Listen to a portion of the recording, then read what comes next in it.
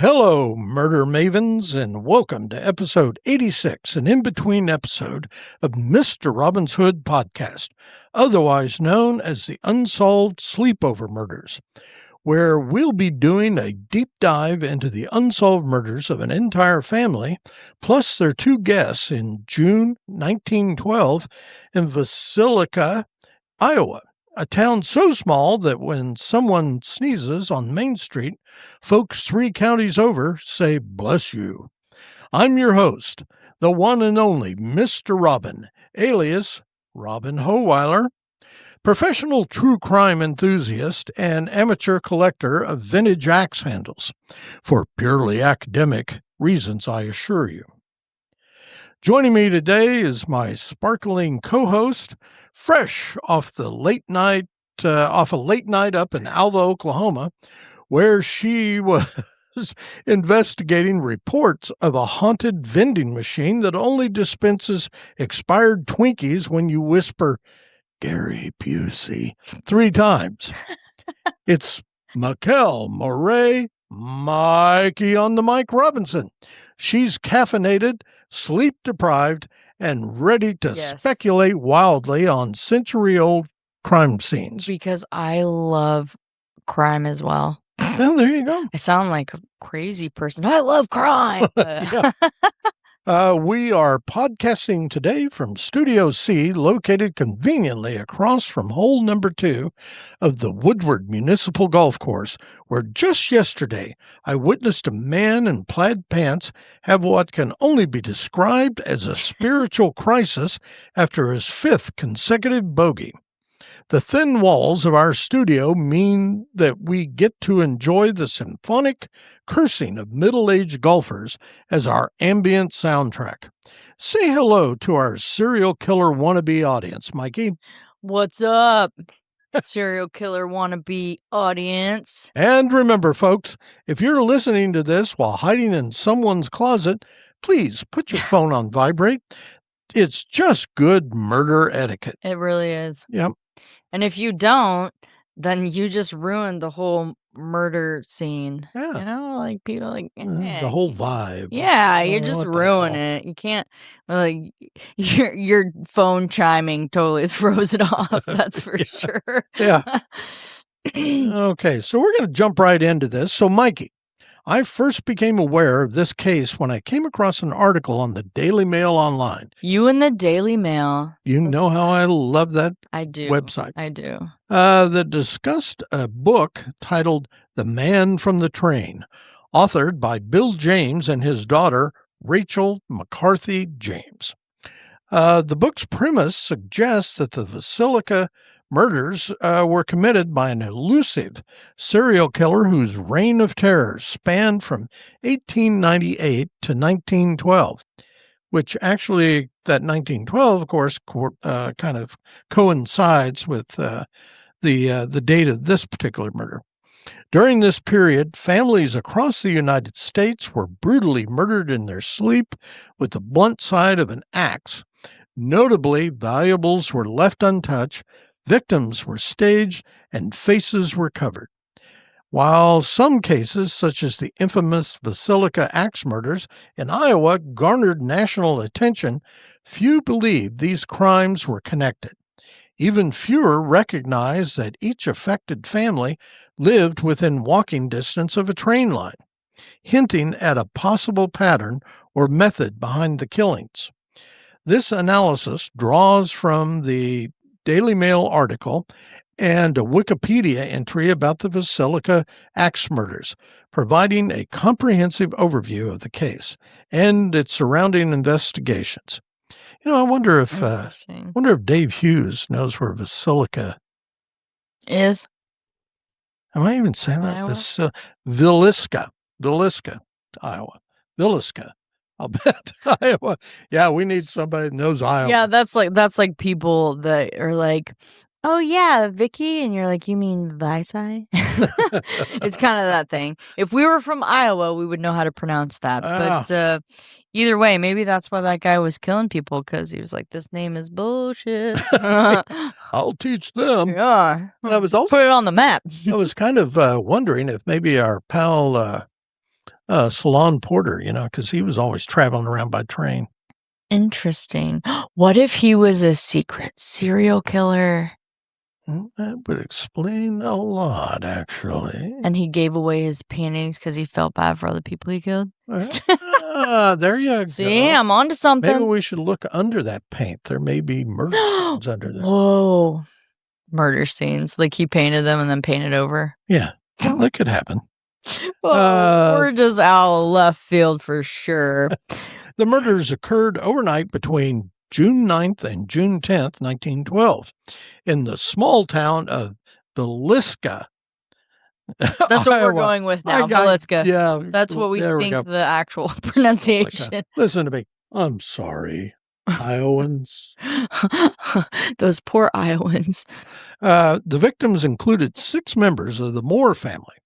The parents, Josiah B. Moore, age 43, Sarah, age 39, and their 4 children, Herman, 11, Mary Catherine, 10, Arthur Boyd, 7, and Paul Vernon, 5. Additionally, 2 young guests, Ina May, who was 8, and Lena Gertrude Stillinger, also 11, were found murdered in the Moore residence. The entire household was bludgeoned with an axe, with all victims suffering severe head wounds. The investigation that followed was extensive, involving multiple suspects and theories, and we're going to get to some of those suspects as we go along here. In fact, it's probably more than you want. Yeah, can you imagine this happened in 1912? Yeah. So I'm trying to wrap my head around what an investigation would have looked like then, because we didn't have all that the technology and all the, I don't know, advancements now. Yeah. So, well, I guess they could certainly do fingerprints, but there was no DNA analysis at the time. And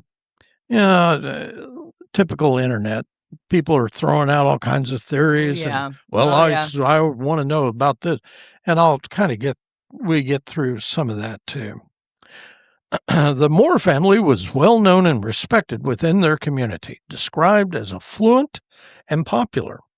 On the evening of June 9th, Mary Catherine Moore invited her friends Ina May and Lena Stillinger to spend the night at the Moore residence. That evening, the children and their families attended a Presbyterian church service, participating in the Children's Day program organized by Sarah Moore. The children returned home between 9:45 and 10 p.m., and the household retired for the night. The next morning, at around 7 a.m., neighbor Mary Peckham grew concerned when the family did not emerge for chores. Upon knocking and attempting to open the door, which was locked, she called Ross Moore, Josiah's brother, and Ross also received no response and used his house key to unlock the door. Inside, he discovered the bodies of Ina May and Lena Stillinger on a bed in the guest room.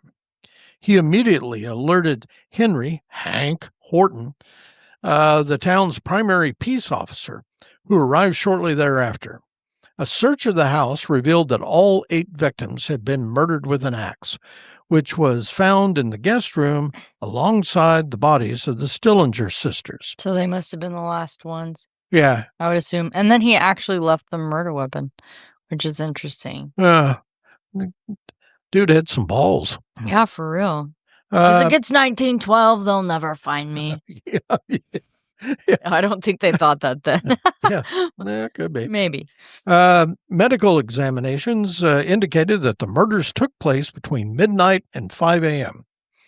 2 spent cigarettes found in the attic suggested that the killer or killers had patiently waited in the attic until the victims were asleep. And if we had DNA at this point, we may be able to have run that. And here's the thing. The book that I mentioned, The Man from the Train. Yeah. They said there was never anything about that in the newspaper or police reports about the cigarettes. So nobody's sure where that actually came from. Oh, okay. I see. I see. The attack began in the master bedroom where Josiah and Sarah Moore were sleeping. Josiah sustained more blows than any other victim, with his face so severely mutilated that his eyes were completely destroyed. Why? But here's the wild part. A gouge mark on the ceiling of his room indicated the force used during the attack. In other words, that guy was just, he was wailing on him so much and going so high. Do you think that the killer had it out mostly for Josiah? Well, maybe. The amount of force that was But used if you eliminated the man in the house, what's left? You got Well, a couple of boys and a whole bunch of females. yeah, I mean, and you would, I mean, go after the biggest threat, which would be the adult male, right? Sure. But to me, way they're talking about how gruesome the attack was, specifically on Josiah, makes me think that maybe the killer had it out for him. Like, maybe they had some outward confrontation or contact. Because it's this man from the train suggesting that some guy just got off the train and killed some randomly picked people, these people. Got back on the train and took off. It has a very Salon Porter feel to it. Ragged roads, if ragged train. Family hears this, I don't think there's any of them left. Yeah, they're probably going to try to sue us for defamation of character. Let them, I say. Bring it on, I say. I'll edit this out. Yeah, okay. I just wanted to make sure that was turning. The killer used the blade of the axe on Sarah, while employing the blunt end on the other victims. Herman, Mary Catherine, Arthur, and Paul were all bludgeoned in the same manner as their parents. Afterwards, the murderer returned to the master bedroom to deliver additional blows to Josiah. Yeah, see, he came back and just kept whacking on him. I'm like, there has got to be more to that, because I mean, okay, if we think of like the psychology of a killer, right? Yeah. I suppose there are instances where it's just kind of like they didn't know him, maybe, but Josiah meant something. Whether it was he actually fully knew him and had it out for him, or maybe Josiah reminded him of the person that he hates. You know, so, and some of those like murder shows or whatever you want to call it, and they talk about, like, for instance, let's talk about Ted Bundy. Mm-hmm. So him growing up with his mother, and whatever she was, he hated women because of his mom, right? Yeah. And that's why, in the psychology part of it, why he was killing women, because he was really just like trying to kill his mom in a sense, but like not his mom. You know what I mean? Yeah. So like maybe Josiah was whatever to this killer, whether it was like he actually knew them and that was the reason, or maybe Josiah was just kind of what would you call that? The substitute proxy. Yeah. That he took his anger out on rather than doing it to the person. Right? You should have been a psychiatrist. I really should have. I would be making a lot more cash money. Hey, speaking of that, if you want to get Mikey-on-the-Mic's advice, you can pay me for my advice. There you go. I'm going to start this. I will consult you in your, I don't know what he's doing over there, but I'm going to consult you in your problems for a small fee. There we go. All right. Unlicensed. Yeah. No, I'm not a licensed therapist. I need a disclaimer for sure. But anyhow, that's That's where I was that going was with the actually whole very Josiah good. thing. Okay. Very good. Thank you. You're welcome. Afterward, the murderer returned to the master. Oh, I already said that, didn't I? Investigators believe that all the victims, except Lena Stillinger, were asleep when murdered. Why don't they think Lena was asleep? Lena was found lying on her stomach with her posterior in the air, and her body appeared to have been moved post-mortem. She had a defensive wound on her arm, and her undergarments had been removed with her legs positioned to expose her genitalia. What? Oh, shit. He was a pervert, too. So maybe Lena, maybe she was the target, the one he was seeking out, and that was his opportunity, and she happened to be at their house, and he didn't want any witnesses. So that's why I feel like he axed everybody. You know what I mean? This led law Let's get enforcement deep. to speculate that the killer or killers may have sexually molested her or attempted to do so, though subsequent investigations found no evidence supporting the theory. Other than what the scene they came on to. So,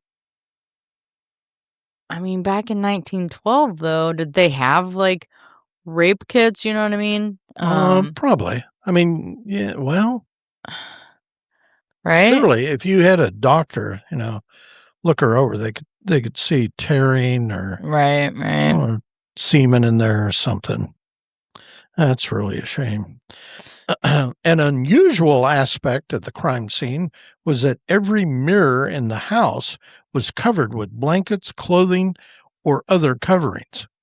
Garments had been removed from dressers to obscure the mirrors, possibly to prevent the victims or the killer from seeing their reflection or for other symbolic reasons. Following the discovery, townspeople rushed into the house to view the scene. Here's where it gets really screwed, contaminating it severely. Yeah, no doubt. The house was flooded with visitors, some of whom stole pieces of Josiah Moore's skull as souvenirs. By the way, if you have a piece of Josiah Moore's skull, send it to me. Please. Yeah, we would like that. We're just as weird as they were. Yeah.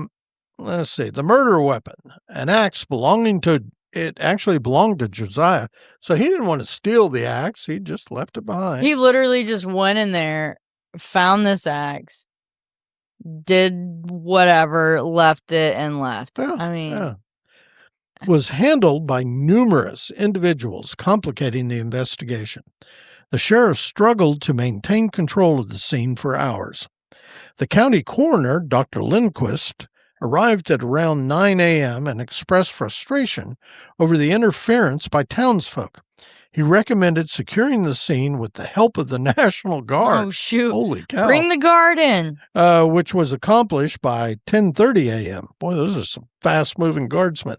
No doubt. Because I did look up this town, and it's down in the southwest kind of corner of Iowa. Yeah, so they would have had to come a ways. Yeah, what did you happen to in your research of the town, how big was the town, do you know? In terms of population? Yeah. 1,600.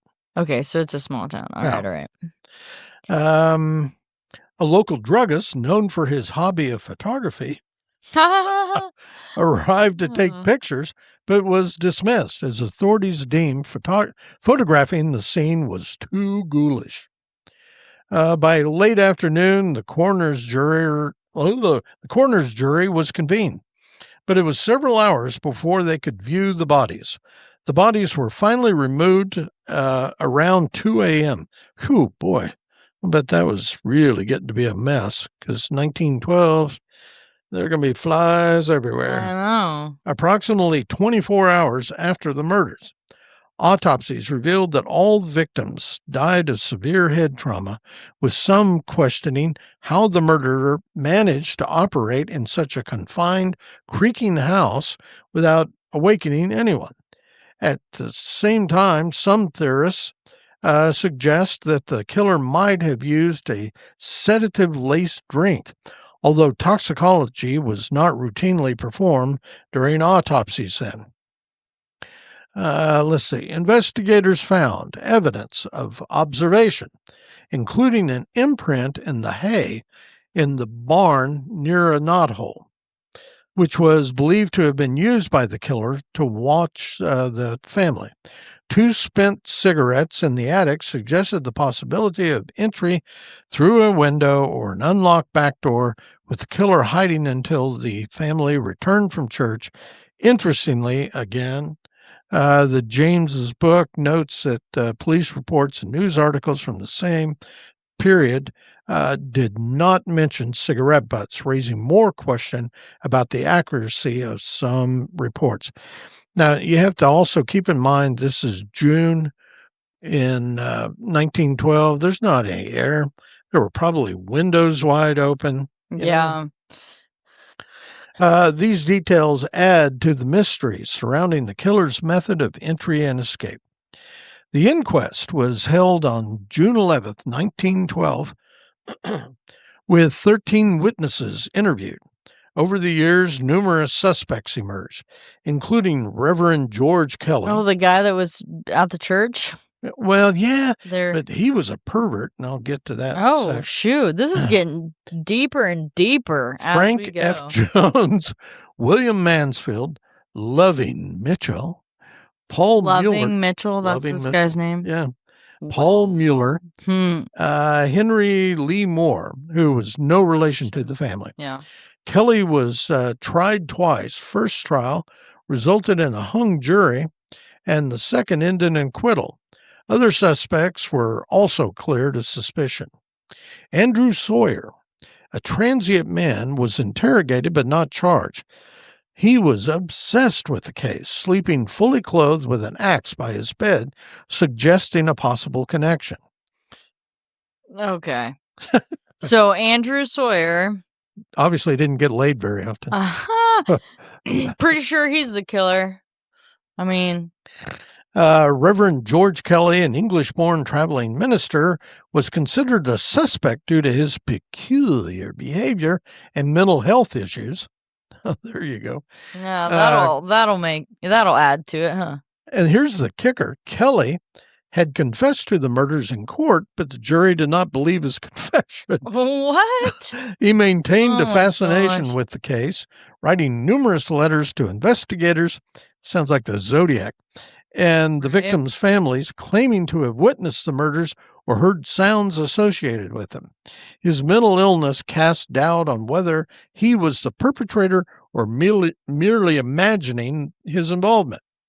Kelly was later arrested in 1914 for sending obscene material through the mail What? and was committed to St. Elizabeth's Hospital. Ugh. Theories persisted that he might have committed the murders, but no conclusive evidence was ever found. But he admitted to Yeah, it. yeah. But they don't know if it was real or if he was just cray-cray. Yeah. Hmm. Frank Jones, a local Iowa state senator, was also suspected. Josiah Moore had previously worked for Jones at his implement See, store here we go with Oh, somebody there's had it out ties for everywhere, yep. Josiah. before opening his own business. So he ran out on senator. Ew. Rumors suggested that Moore had a sexual affair with Jones's daughter-in-law, though those small-town Iowans, though Right. no evidence supported this. Some theorized that Jones might have hired William Mansfield, an ex-convict and former U.S. Army soldier, to commit the murder. Was a suspect in multiple axe murders across Kansas and Colorado, with similarities in execution and method. Wilkerson, a detective, believed Mansfield was responsible for several murders, citing evidence such as the covering of mirrors, the use of a burning lamp, and the presence of a basin for washing, which matched other crime scenes.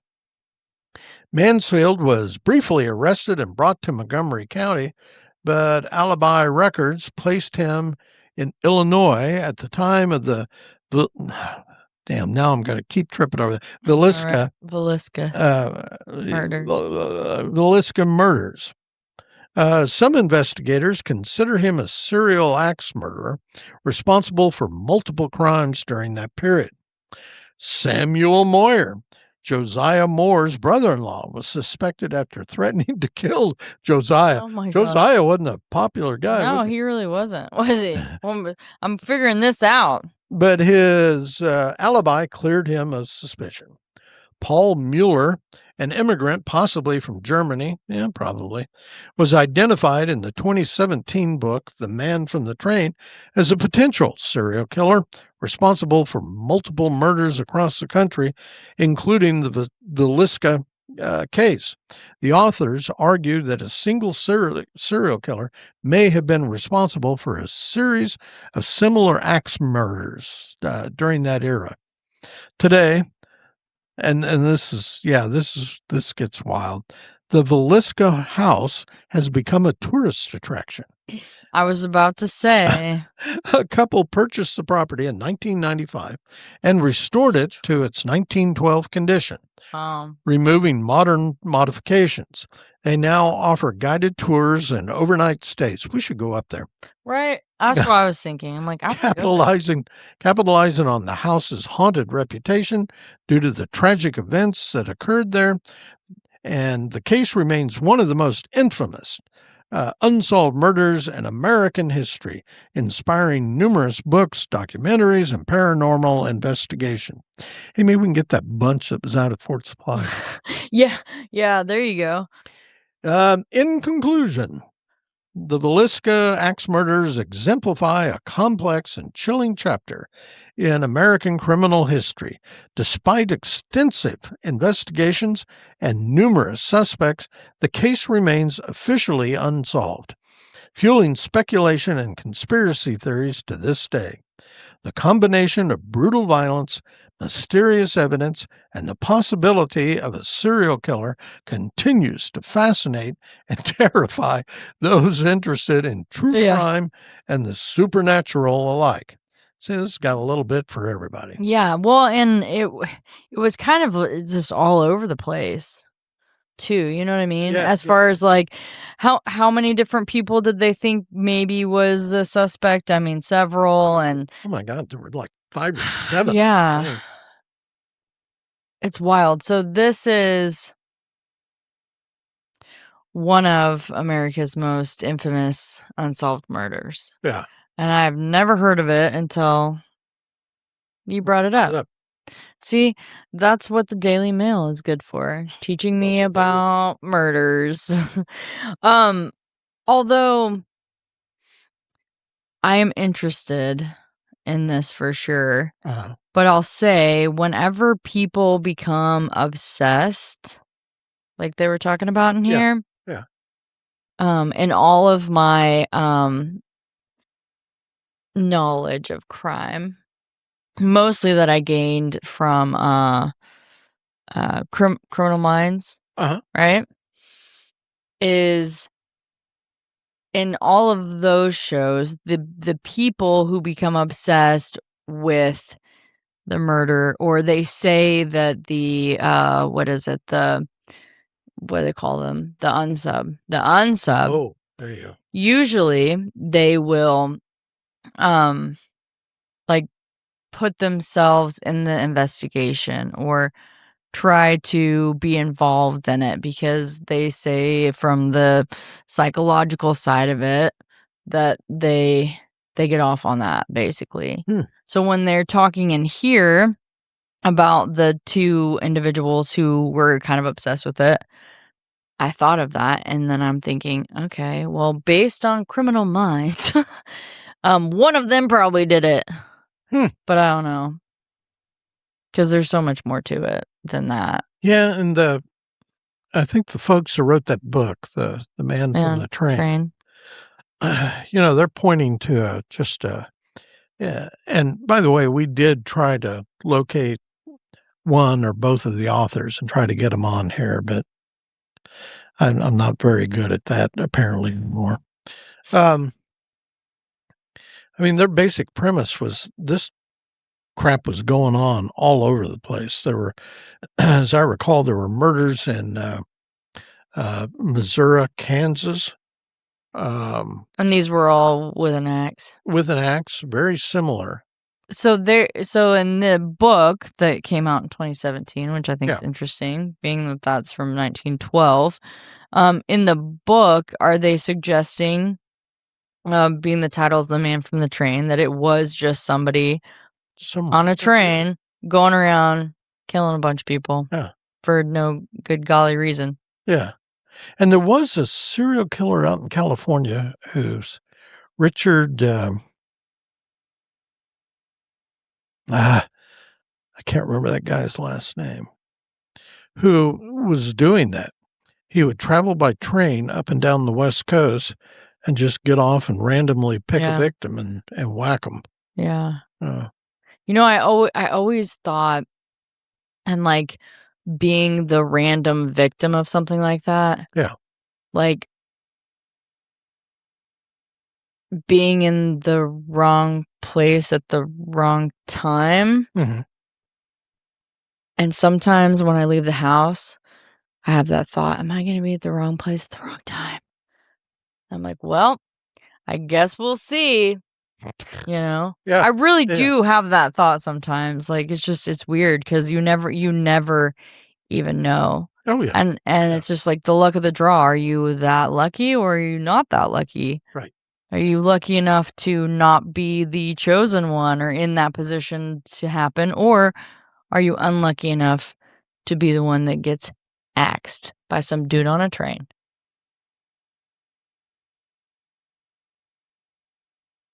Mm-hmm. Yeah.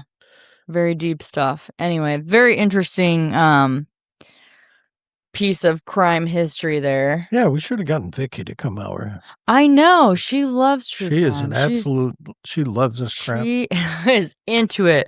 Which I kind of am too. So we go back and forth on that. But anyhow. We hope you folks conveniently listening at home or in your car enjoyed that. If you have any questions for Mikey or myself about today's episode or any other darn thing, you can email us at mr.robin@mrrobinshood.com or Mikey@mrrobinshood.com. Also, you can find us on Facebook at Mr. Robin's Hood Podcast. As always, you can also reach out to Mikey or me via Podaphone at 580-827-1113. Maybe you just want to get something off your chest or you're feeling some butt pain because of something we said during a podcast, give us a call. Unless, of course, you're a deranged serial killer wannabe, in which case you'll want to contact Mikey directly. Yep. I am the wrangler of serial killers. You can leave Bring it on. You can leave a voicemail. Text us if you want. If you have a question, concern, complaint, compliment, suggestion, whatever. Just don't be a dick about it. In the meantime, tell all your friends to listen to this podcast as though their lives depend on it. Because they do.